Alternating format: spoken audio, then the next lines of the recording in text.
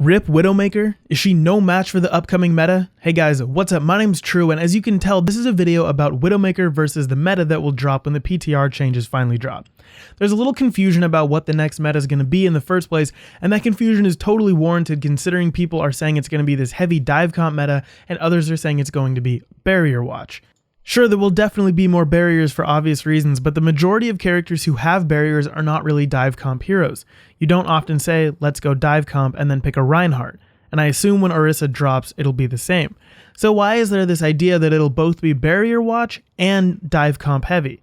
Personally, I think it's just that those are going to be the two most played comps, or the defense comp and the attack comp. Either way, let's talk about Widowmaker in this scenario because Widowmaker has, well, she has a couple issues with both of these. Widowmaker struggles greatly against Winston, and Winston is pretty fantastic in a dive comp. Not to mention, he's now stronger than he was before with his recent buffs. So to a certain extent, that's going to make Widowmaker's life a lot harder on defense on average, if the average level of dive comps go up. This honestly isn't a huge deal, because I stick to my guns in saying that despite Widowmaker's formal class as a defense hero, she's significantly stronger as an attack hero.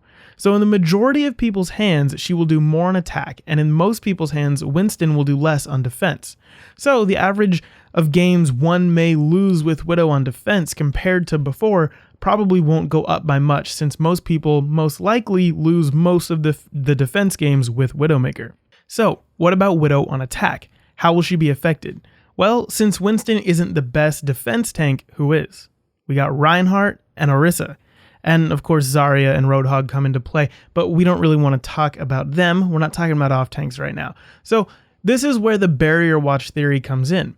In theory, tons of barriers will essentially make Widowmaker useless, but I don't think that'll quite be the case. See, the added benefit of having barriers on your team is great, and it's a benefit to you, but it's also a benefit to the good attack Widowmaker.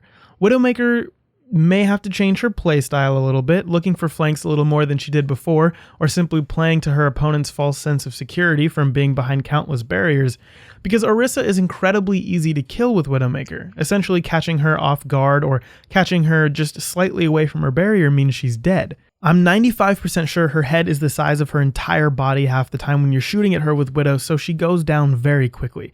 The fact that she only has 400 health helps a lot as well, obviously.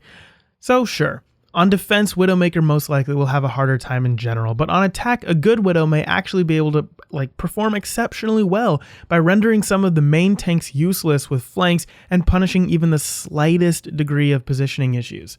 Any opinions on Widow's life in the upcoming meta? Agree with me? Disagree? Tell me in the comments below. Thanks for watching, guys. If you liked it, hit that like button. Disliked it, the dislike, and I will see you guys next time. Peace.